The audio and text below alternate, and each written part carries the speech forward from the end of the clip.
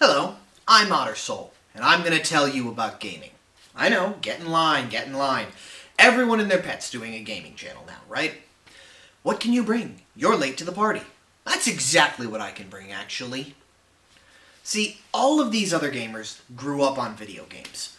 They had them as a child, they have them now. It feels like they played everything that there is to play.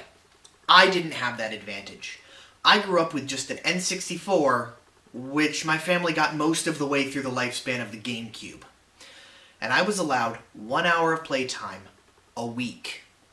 So I never got to play the games, but I had fun watching everyone else play them around me. And I promised myself that one day I would play them all. That's right, I'm going on a journey of gaming, and I'm going to play every game that there has ever been and build a collection to match. So with that overconfident statement out of the way, have to get a start somewhere. And what stranger place to start than this little game, Thomas Was Alone.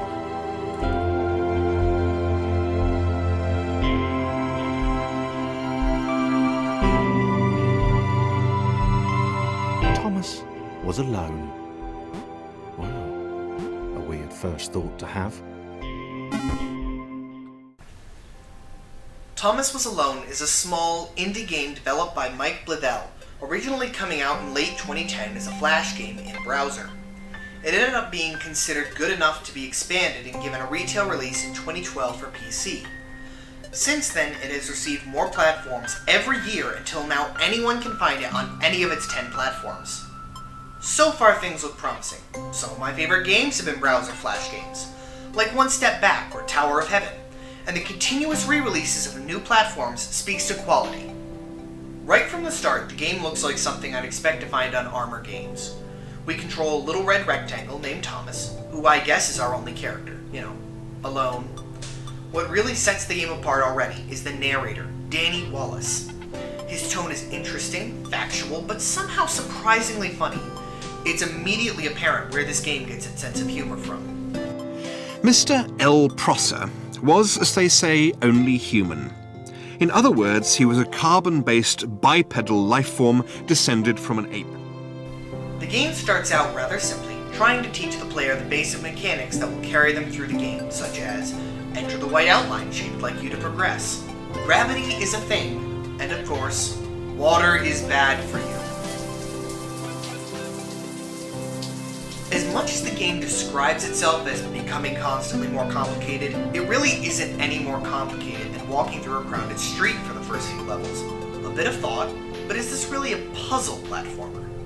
Well, to answer that, enter Christopher, a little orange square who can't jump to save his life. As long as it's only him, we'll get on fine. The game reveals more puzzles as you need to use Thomas's body to build a ladder for Chris to jump to higher places. The introduction of Chris also speaks in volumes about the storytelling of this game. We know from these new levels that Chris is irritable, worries about his self-image, and feels inadequate because of his inability to jump. But even as the narrator stops telling us what Thomas is thinking, we still learn more about his character through Chris's responses to it. After giving us some time to be used to Chris, we meet John, a brash, headlong rectangle with more jump than Thomas and Chris combined and an ego to match. As we saw with Chris, jumping is apparently your self-image when you all look flat. Now the higher platforms are still higher, adding John to our little body ladder, since he cares so much about our other little dots. Don't worry, you know he cares. John cared for his new allies. You could tell from the sympathetic expression he practiced in the mirror all these years.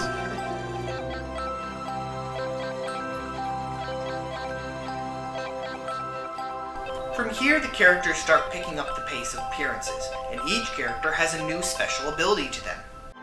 It was at that moment that Claire realised she had superpowers. Sorry, superpower if you're Claire. She can enter water without dying and ferry the other blocks across, but she jumps even worse than Chris. Whenever the narrator focuses on her, though, the story is at its funniest, as she lives in her own little fantasy world of villains and superheroes and which member of the team will be her sidekick. The strength of the minimalist design really shows through when the core group is formed with the meeting of Laura, the third member of the "just keep up already with your pitiful jumps" after Chris and Claire. She's useful in her trait of being bouncy. With just squares and a single narrator, we've really started to feel for each individual character. We're rooting for Chris as he struggles with his shyness around Laura, his jealousy as the other blocks bounce on her, with Laura's fear that she'll be abandoned yet again. Yet, it's here that I have a bit of a complaint with the writing for the first time. Did they have to phrase it like this? She began to worry that he was just using her like all the others had. They'd all bounced too, and then they disappeared when her back was turned. Am I the only one who hears that as being overtly sexual? And that's not even the only time that the phrasing around bouncing on Laura comes up in that kind of situation. You probably noticed something else in that scene. The ominous pixel cloud. That thing is our only real antagonist, the only force that seems to be trying to stop us. But it can't be a real threat, right? They wouldn't make these characters, make us love them, and then, oh my god, it ate Thomas! Once the pixel cloud starts snatching up our cubes, the tone of the game changes. Until now, it's been a lovely journey between friends, blossoming romances, and a delusional superhero. Now it's like we've suddenly stepped into an R.R. Martin book, and he felt like the Red Wedding had too high a survivor count. Every level is a desperate attempt of our characters to escape, but again and again another is destroyed forever, until only John remains. No one is there to watch him jump. No one is there to validate him. He is truly alone with his destroyer, and then all is gone. And then it isn't. We are shown another quote about how important Thomas is to some greater story outside the puzzles, and then introduced to James, another special character with his own unique connection to that gravity rule we said at the start. There's still some problems here, though. Firstly, we just spent all this time getting our emotions toyed with. We came to love these little blocks, and then they got ripped away. And now you're trying to say, here's some new blocks. Love them the same, right? It's difficult, but at least they can't really pull that again, right? But there's still the problem of time. See, it's been about 90 minutes of gameplay so far, and yet we've now been introduced to 6 characters. We can't really get attached to anything or hold it to our heart when it's whizzing by us faster than a bullet hell level in a Metal Slug game. Alright, back to the game. James is the gravitational inverse of Thomas, which is accentuated almost immediately when Thomas reappears. Way to pull a bait and switch on me when I thought he was dead, but fair enough, you've earned it, game. Then we meet... come on! Another character? Don't get me wrong, Sarah is an interesting character, and her double jump gives her the highest reach in the game, and the way she squishes between jumps is adorable. But that's now 7 characters in roughly 90 minutes of gameplay. Actually, if you would look at each of the characters properly, then you would see that Sarah is almost as important as Thomas.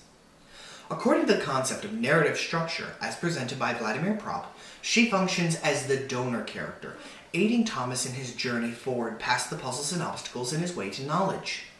This character can only be met, according to the narrative structure, after your protagonist has begun their journey and passed into a new place. For Thomas, that means that he has passed through the pixel cloud into the unknown. To meet her before this would have thrown off the narrative structure, and to have not had the cavalcade of characters would have meant that suddenly meeting a new character this far into the game would have felt forced and unnatural, so the meeting of a new character needed to be continuous and normal to the player. Right. Or they just committed the classic mistake of writing of having too many characters. But, alright, whatever her reason for existing, Sarah knows about this magical MacGuffin called the Knowledge Stream. She claims it has wisdom from outside of their world that no one has had, and she is going to attain it. Since Thomas is our protagonist, though, he enters the stream instead, and is bestowed with the ultimate wisdom of... Thomas was connected to the internet for 12 seconds, and he had seen everything. He'd seen the cat who couldn't spell, he'd heard of the arrow through the knee. He felt there was probably a thing called cake, but that was a lie. That's it. The depths and repository of all information on the internet. And that's what we have to show for it? Sounds about right. Thomas knew they couldn't escape. They'd been trapped permanently from the moment the clouds ate them. He explained this to the others. It was impossible to gauge their reaction. After all, they were just rectangles. And thusly does Mr. Bledel make me feel things for rectangles that I rarely do for real people. It was bad enough the first time, but he actually pulled this stunt again. Rather than run away from some ominous cloud, we must now watch the characters come to terms with sacrificing themselves to try to save other AI programs in the system. Each character has an episode devoted to them as they try to deal with this decision. Some handle it well, particularly Claire, who sees it as heroic, but some almost can't do it, like Chris, as we finally see him giving a part of himself as he stands alongside Laura to save others. And finally, after pulling the strings of our heart like we're the world's gushiest harp, we ourselves must move each character that we've come to love into their little outline for the last time. And then they ruin it! Just because all the characters who you've loved have died tragically doesn't mean the game is over yet. Meet Joe and Sam, the loving couple, Gray, the manipulative villain, Paul, the wise old rectangle, and Team Jump, the 5 little squares that jump. There really is nothing further to describe these characters, and if you thought that our original cast, now known as the Architects, were introduced quickly, this section introduces a new character practically every chapter. Even if we hadn't had our feelings toyed with again, it's so sudden that we don't have any time to get attached or learn about them. Alright. The writing is still clever, the gameplay is fun, and they're trying to get us reinvested, so let's do our best. The gameplay that we've been learning this entire game has changed a little bit now. See, none of our new characters have any superpowers. Instead, there are now colored fields around the world which give them the power of the Architects. What about Thomas, Chris, and John, you might ask? They didn't have any powers. Gray tricks Amy and Joe into helping him to escape as Paul enlists Team Jump to help him track down Gray and stop him by any means necessary. They finally catch up to him in the penultimate level, where Mr. Bledel tries to pull on our feelings for the 3rd time in under 2.5 hours. Paul has realized that he cannot stop Gray, so lures him to the ominous pixel cloud and sacrifices himself to get them both eaten. Joe and Amy manage to run away and find the exit to the entire world, and Team Jump is never mentioned again. So let's nitpick, starting with the good. Overall, the game weighs heavily on its minimalist design and character building to create a deep and meaningful experience. And for the first 3 quarters, it really does. You feel for each character, and you'll remember them for a long time after you finish playing. No puzzle is ever too confusing to figure out, but it still remains challenging, and the music is atmospheric and quirky. It's a fun, deep game that's out to make you cry. But then there are the downsides, and they honestly feel like they can cripple the game sometimes. Firstly, the character count. There are 12 characters in the game. 17 if you count each member of Team Jump and the Pixel Cloud. All of that in an under 3-hour game. They start to feel cluttered and rushed, especially in the last quarter of the game, when the 4 other characters and Team Jump are all introduced within 9 minutes of gameplay. It ends up making them feel forced and tacked on, rather than integral to any plot. I understand what the writing is trying to do. Ending on that final section with Thomas would be depressing. Instead, it allows us to see what the Architects have done and gives the players a feeling of hope. But that hope has difficulty getting across around flat characters that have no real motivation. The number of characters also leads to another issue with the gameplay itself. You need to swap between the characters individually by scrolling through them one at a time. Yes, you can jump to one exact character if you're using a keyboard, but the number associated with each character changes on every stage. This isn't a problem when you only have 2 or 3 characters, but in the final stages you'll have to scroll through 9 characters to get to the one you want. And the fast camera movements in the earlier stages when there's only 7 of them, combined with claustrophobic stages, can actually make you feel ill.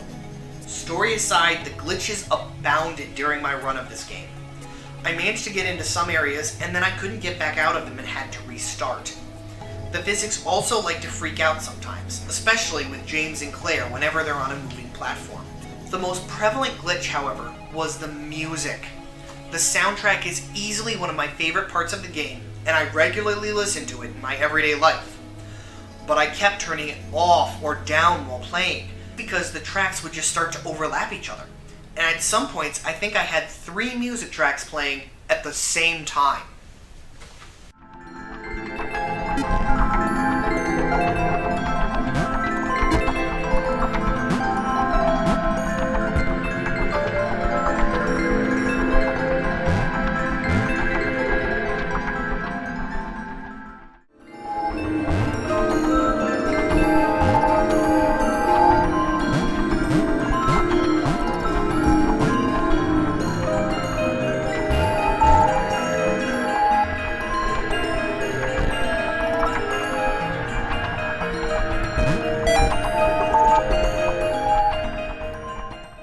Amazing on their own, not so much together. Now keep in mind, all of these glitches could have been my computer. She's let me down plenty of times in the past. But there's no denying the negative effect they had on my experience. Finally, there was one part of the gameplay that made me want to tear out my hair and feed it to Mike Blavell through a straw. Anytime I saw this diamond in a level, I knew I was going to be stuck there for a while. Most levels want you to carry the diamond through the stage, sometimes getting it up and over platforms and other obstacles that make you balance and jump with it on your head. The issue is that the jump physics, combined with the odd weight and shape of the diamond, results in it doing roughly the opposite of whatever you wanted it to do. It flies in the opposite direction or slides back down off your block's head, just as you almost have it to where you're going. The frustration, combined with the loss of smoothly flowing gameplay during the height of the game playing on your feelings, can ruin the whole moment. Overall, I want to love this game. It's fun, it's charming, it's distracting, and the witty writing actually helps to smooth over a lot of the flaws. Despite all of the negatives that I've said, I do love this game. It will make you feel. There's a completionist challenge scattered throughout the game. In many levels are a small, hollow black square that you'll have to think outside the box to reach with your characters. There are 20 of these throughout the game, and each will give you an achievement on Steam. Collecting them all does nothing, though. No, I will not be completing every game that I play.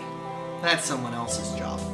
I told you about this instead to show how much I enjoy this game, that I went that extra mile to complete it, despite there being no reward for doing so. This was my 4th time playing through this game, and I still felt it still got to me even though I knew everything that was going to happen.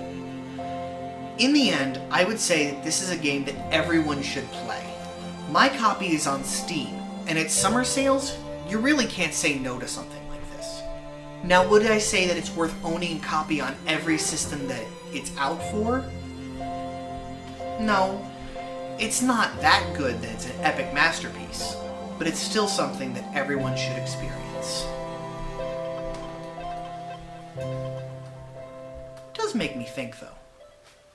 I need to go on an adventure.